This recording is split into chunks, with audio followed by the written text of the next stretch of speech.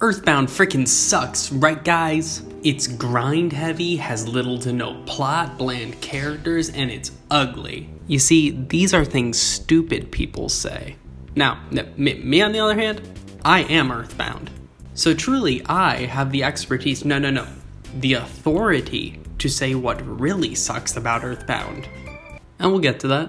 Now, I don't know if you guys know this, but I kind of like this game, but I'm not blind. So what I want to do is just kind of go over some of my personal gripes that I don't feel like I see people talk about enough. Now, the ones I want to briefly touch on that I feel like a lot of people talk about are, 1, the miss rate. Most weapons in the game have like a nearly 1 in 5 chance of missing, and don't even tell you this in any particular way. You miss so much to the point where the game has to give you several different versions of the prompt that you missed. And also going along with issues with the battle system are the buffs and debuffs virtually don't matter in vanilla EarthBound. Very rarely do these come into play in a meaningful way, if at all. And even status ailments like hypnosis and paralysis rarely see any efficient use by regular players.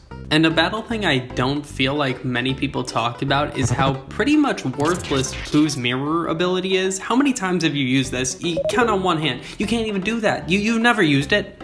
And that doesn't help with the game's major balancing issues at certain points, where if you don't optimize Jeff and Pooh to the way the game expects you to use them, they're virtually worthless. The game gives you Starstorm Omega at a point where it really isn't helpful at all. What, you use it in the final area only, which you don't even want to do because you can explode things that can do a ton of damage to you. Then you get to Gygas, who you can't even use it on, otherwise he's going to deflect it at you. It's hardly worth it, because even at the point where you can use it on Gygas, he only has 2,000 HP anyway. It's not like you really need to use it to beat him.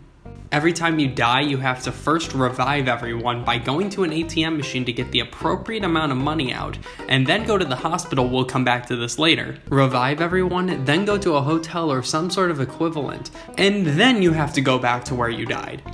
Not even to mention that you will inevitably have to go to an ATM machine to pay for all of this, because you lose half of your money when you get a game over. Itoy is just a weird game designer, and I'm going to go into this in another video. But the bulk of what I want to spend my rant on here is the menu system. Buying multiple of any items is a real hassle because you keep having to go through the same prompts over and over again just to buy more, when you could simply just make it so that you can buy as many as you want at one time. Now, I would say this is more of a minor complaint, but I really don't like the way the ATM machine works in this game. The banking system in Mother 3 is really intuitive. It's very easy to get the amount of money you want right away and withdraw the maximum if you want to. In EarthBound, you have to go through 100 text boxes after using your ATM card, then hope you don't accidentally hit the wrong input command at the end of these text boxes because you were mashing A to get through them, because you've read them 100 times, because you've been dying and having to revive your party by withdrawing more money to go through the whole freaking thing over again. And then accidentally withdraw $0 and have to do it again anyway. But where this is the absolute worst is the hospitals in the game. I don't know why I don't see anybody else talking about this, but I hate that when you are going to revive party members, the hospital gives you the option to revive characters who are already alive so that you can be told that they are not in the hospital because you are them, and then make you go through the whole series of text boxes again. And since inevitably you're going to be Ness doing this because he's the strongest one of your party most likely, because you're mashing through the dialogue boxes to get to the option to revive somebody, you're going to keep hitting revive Ness and have to do it over and over again. This annoys me so much, and I feel like it's at its worst when you're constantly having to go between Fourside and the desert in order to go through the mole caves. Which, by the way, is a very annoying part on its own, because you're constantly going to have to be reviving Jeff and Paula because they're dying, because Ness is the only one strong enough to withstand an attack from most of these moles. And the desert doesn't really offer you a way to revive your party members, not even the hot dog stand.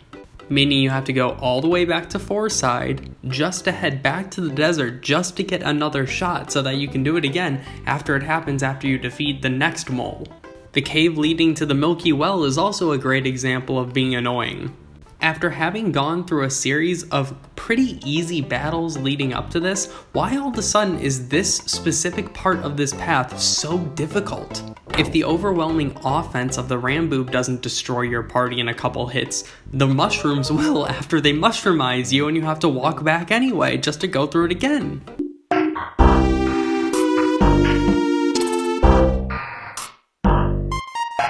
But my point is, why? If it's not fun, why bother? So why do I even like this game? Well, because of the good in it. I think it's really easy to get caught up in the flaws in something, and it feels like it's almost encouraged now. But just because something is flawed doesn't mean we shouldn't see the things that are good. And this doesn't mean turn a blind eye to the bad either. Yes, EarthBound is flawed, but I feel like its good traits greatly outweigh the bad. At the end of the day, it's more important that when I think back on this game, I'm thinking about the intense emotional reaction I had fighting Gygus than the frustration I felt when my inventory was clogged up by 3 items I couldn't throw away. Now, when I think about the beginning of the game, I think about the mystery and curiosity it invokes in me rather than the annoyance of going back and forth 3 times in the beginning. The most important part of anything is how it affects you afterward. You know you've done the right thing if even despite the missteps you took along the way, people walk away with something in them. A feeling that taking in what you gave them wasn't a waste of their precious and valuable time. Sure, there's investment of time on the part of creator in creating the thing, but the time the viewer is being expected to put into it needs to equally be respected. So what I'm trying to say is, screw this hospital menu!